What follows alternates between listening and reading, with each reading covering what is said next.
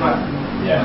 Kalau dalam masalah jual beli, kadang nasabah kan sudah menanyakan dulu nih dari awal, Pak saya mau pembelian 10 juta misalnya, terus saya harus bayarnya berapa per bulan? Nah kita apakah kan biasanya kalau bapak kan harus oh nanti itu mah gampang lah, pokoknya kita ini dulu aja analisa segala macamnya baru itu di ujung Satu, kalau orang bertanya belum tahu persis dia teh profilnya seperti apa, terus kita oke lah, tapi mungkin ini kan mesti dijawab.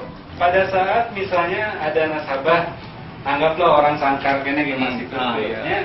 Di sana ini dia mau jual beli nih, mau jual beli motor ya, misalnya 10 juta ya. Ya, ini harga motornya misalnya. Berarti kan kalau kita jual beli harus ada margin. Anggap ini kan kita nanti misalnya kalau 18% sampai rasa tahun karyawan berarti 1.800.000 ya.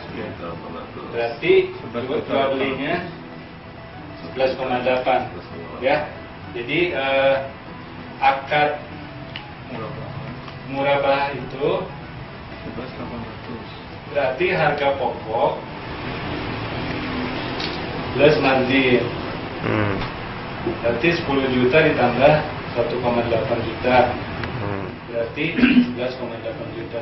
Bagi lah 12. Jadi angsuran pokok plus margin per bulan berarti 11,8 bagi 12 itu ya. Jadi sekian per bulannya.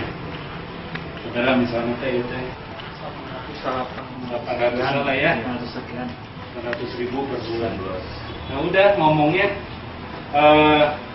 misalnya Kang Iwan juga mau ngitung 24, kalau 24 berarti 2.400.000 ya. Jadi 10 juta 12,4 ya. Iya. 10, 24, 2,4 kan. 12,4 bagi 12 sudah 1 juta berapa? 1 juta 100 misalnya. Ya, ginilah. Misalnya si A kalau mau beli motor tadi, berarti akan nanti dapat angsurannya kurang lebih antara 900 sampai 1,9 juta.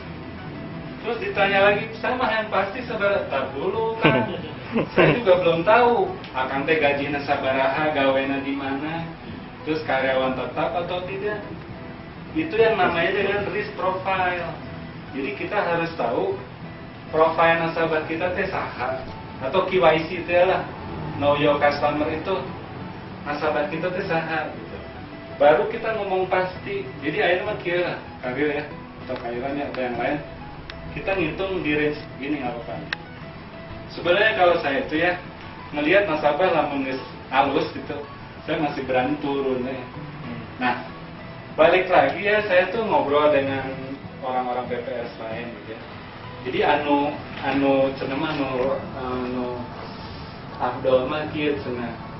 Lamun urang rek jualan 10 juta, urang teh teu kudu ngali 18 atau 24% cenah. Hayang untung sabaraha geus saya untung 2 juta saya mah. Itu kudu mengacu ka dieu gitu saudara. Itu saya diajarin, tapi di sini saya belum bisa nerapin itu karena kita juga dananya masih terbatas gitu ya. Nah, jadi sebetulnya oke lah kalau yang sekarang diterapkan mangga kayak begini. Ya. Nanti juga kan gitu. Saya lihat dulu profilnya, kalau akan bagus mah mungkin bisa negonya di mana posisinya, apakah mungkin cuma 900 atau gimana lagi nanti cara yang berbeda. Jadi kan nggak ada yang pasti dulu di awal. Beda lah kita di konven saya jual sebulan setahun bunganya 12 ya sudah erek kata rumah kayak gitu kan. Di sana kalau kita itu fixkan, pastikan kalau ada yang kita lihat utang itu, kita lihat tenornya, misalnya tenor kalau 2 tahun, mungkin kita kasih 24 masih bisa itu ya. Tapi kalau misalnya udah ngajuin 3 tahun, 4 tahun, 5 tahun, kan kita nggak mesti patokan 24 dulu nih, nanti nego kan itu udah otomatis pasti kabur ya. Begitu kasih 24, mana itu lebih dari pokok, dari setengahnya. Maksud saya kita ada segmennya nggak, kalau misalnya 1 sampai 2 tahun boleh kita kasih ancar-ancar estimasi 24. Tapi kalau yang begitu udah gede, 3 sampai 5 tahun segmennya segini, marginnya yang dihitung. Di market tuh seberapa, tapi teorinya ya bahwa semakin lama pembiayaan itu sebenarnya semakin mahal, bukan semakin murah. Jadi itu unsur cash atau likuiditas. Misalnya gini, saya ngasih jual beli akad misalnya 10 juta 3 tahun. Kebayang berapa sebulan yang akan kita balik uang? Atau misalnya anggaplah paling gampang 36 juta dibagi 36 bulan tuh 1 juta. Tapi kalau kita bagi misalnya 5 tahun 60, bisa jadi kita dapatnya lebih kecil. Nah, gini loh, di bank itu memanage dana itu harus mikir likuiditas. Mikir likuiditas gini, misalnya kan ini dana masyarakat ya. Terus kita pinjemin ke Kang Rio, ke Kang Irman tuh 5 tahun KB. Tapi orang boga dana anu jangka pendek, misalnya deposito nih yang sebulan. Terus misalnya kata depositnya saya mau cairin, terus uang dimana kita? Sementara kita masih nunggu 36 bulan lagi. Itu dana manajemen dana bank. Jadi kalau nggak pinter-pinter kita bisa tutup saya kira.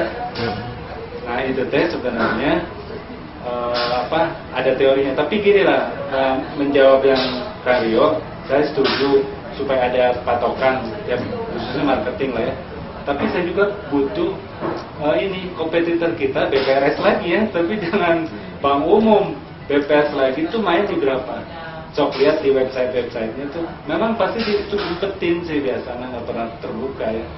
Tapi setidaknya Karyo bisa lihat misalnya di Asalam atau Halika tuh ada kan itu simulasi angsuran kan bisa ngitung tak seberapa 3 tahun.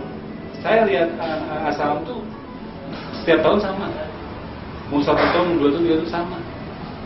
Tapi dia tuh di level 20-an atau berapa gitu. Sok dicek, maksud saya supaya saya juga ada pegangan. Tapi saya setuju bahwa harus ada pegangan juga buat Karyo bahwa daripada orang nasabahnya kabur sebelum, karena kan berpikir kalau misalnya langsung 24 langsung ngejerit sih, karena antara pokok dan marginnya nyaris hampir sama atau malah setengahnya gitu ya. Tapi balik lagi Karyo udah, kalau BPRS itu dananya termasuk dana mahal gitu. Misalnya margin pada saat itu tadi kan totalnya 1,8 misalnya masih 1 juta lah misalnya. Berarti kan kita membagi lagi 9 juta ini misalnya tadinya anggaplah misalnya sisanya itu 10 bulan nih. Karena ketidakmampuan dia dari 900, anggaplah setengahnya. Berarti dia bisa direstruktur sampai 20 bulan gitu. Tapi kan terlambat, masih 9 juta kayaknya. Beda dengan yang namanya konven atau riba atau bunga itu. Bunga itu berubah bunganya, berarti marginnya margin. Jadi kalau margin kita di sehari-hari ini sampai habis pun sarwawet gitu kan, di dia kan. Tapi kalau bunga nanti akan kejadiannya tuh gini-gini, naik turun. Gini-gini. Naik turun. Ya, tadi mah jarang sih. Iya. Di dunia perbankan tuh yang namanya turun mah jarang. Naik terus. Yang akhirnya naik. Jadi bisa jadi gini kan. Terus. Gitu. Ayo orang mah. Iya, anger. Mana keuntungan kita mah? Saeuti. Karena kita dipatok dengan kesariahan itu yang tidak boleh merubah margin. Kalau merubah margin saeuti gue nggak jadi riba. Gitu.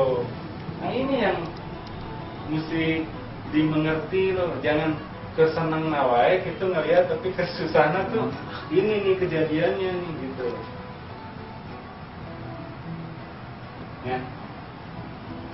Nah, jadi maksudnya teh kalau itu pada saat kondisi, oh ini mah ada normal, ya normal, ya sudahlah begitu keadaannya bahwa kita tetap bahwa begitu pokoknya turun dan marginnya turun ya sama aja, tidak akan merubah dua-duanya itu gitu. Tapi yang pertanyaan yang seringkali juga mengenai pelunasan dipercepat ya kan. Nah, jadi kenapa kita itu tidak menyebutkan bahwa di perjanjian kita akan memberikan potongan atau mukosa itu jumlahnya berapa, nggak boleh, karena itu artinya sebetulnya Memastikan. bank syariah itu tidak, misalnya saya tadi kan 10 juta pas di tengah-tengah nih, ini baru bulan ke-6 nih, ini berarti pokoknya berapa di sini kalau 10 juta? 5 juta, marginnya 900 lah ya, kan setengahnya ya. Berarti yang seharusnya kalau kita komit dengan jual beli, dia harus balikin berapa? 5,9. Iya, total. Nah, Ya, tapi di sini total. kita ada ruang negosiasi nih. Jadi bahwa sebetulnya kita tidak ada hak untuk memberikan potongan 800.000 IR, tapi hari pokok mah yang didiskon ya, pokok ya pokok gitu. Yang bisa dinego di sini. Tapi kita tidak ada hak untuk memberi diskon juga. Tapi seringkali ya kita melakukan diskon malah. Nah, misalnya di sini kan ada 6 kali X, ini 900.000 gitu kan. Nah, sering yang kita lakukan adalah pada saat bulan 1 ini plus 1 bulan ya kan, biasa namanya 1 sampai 2. 2 bulan. sampai 2 bulan margin. Nah, berarti kalau kita kasih 2 bulan margin, berarti kita ngasih diskon tuh 4 kali margin. Iya, benar. Ya, kan sisanya 6. Sisa 6. Kewajiban yang harusnya 6. Tapi kita minta dia bayar 2 bulan, berarti mereka dikasih 4 bulan margin.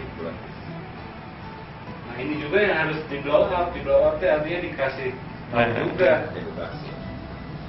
Jadi Penting di edukasi. pasaran termasuk bank-bank besar masih ada nasabah yang diperlakukan seperti ini nih. Kalau tambahin penalti itu Pak ya. Gitu aja ya. Insya Allah bermanfaat. Nanti kita lanjut minggu depan. Sebetulnya tiap hari juga mau diskusi sama saya, nggak apa-apa. Ada saya juga masih belajar. Ya. Oke, kita tutup dengan doa. Subhanallah. Astagfirullah.